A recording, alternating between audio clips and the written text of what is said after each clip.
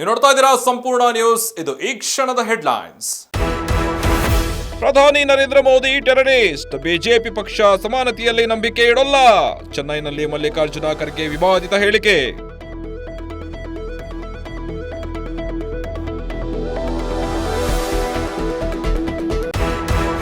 ಇಡಿ ದಾಳಿಗೂ ನಮ್ಮ ತಂದೆಗೂ ಸಂಬಂಧ ಇಲ್ಲ, ಇದೊಂದು ರಾಜಕೀಯ ಪ್ರೇರಿತ ದಾಳಿ. ಇಡಿ ದಾಳಿ ಬಳಿಕ ನಲಪಾಡ್ ಫಸ್ಟ್ ರಿಯಾಕ್ಷನ್.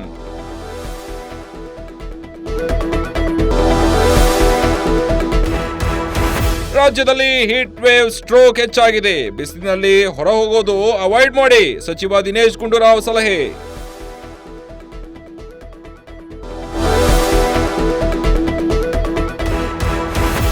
ನಲ್ಪಾಡ್ ಮನೆ ಮೇಲೆ ಇಡೀ ದಾಳಿ ವಿಚಾರ ಕೇಂದ್ರ ಸರ್ಕಾರ ಕಾಂಗ್ರೆಸ್ನವರನ್ನ ಗುರಿಯಾಗಿಸಿದೆ. ಚಾಮರಾಜನಗರದಲ್ಲಿ ಸಿಎಂ ಸಿದ್ದರಾಮಯ್ಯ ಹೇಳಿಕೆ.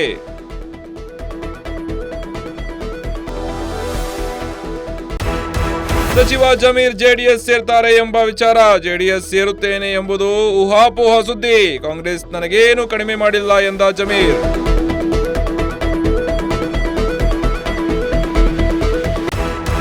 ಸಿಎಂ ಮೇಲೆ ಮಾಟ ಮಂತ್ರ ಮಾಡಿಸಿರಬಹುದು, ಯಾರು ಅಂತ ತನಿಖೆ ಮಾಡಿಸ್ತಾ ಇದ್ದೀನಿ. ಮಾಜಿ ಸಚಿವ ಕೆಎನ್ ರಾಜಣ್ಣ ಸ್ಫೋಟಕ ಹೇಳಿಕೆ.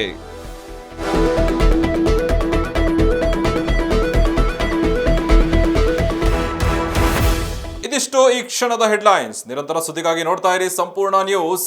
ಇದು ನೊಂದವರ ಧ್ವನಿ. ಸಂಪೂರ್ಣ ನ್ಯೂಸ್, ಇದು ನೊಂದವರ ಧ್ವನಿ.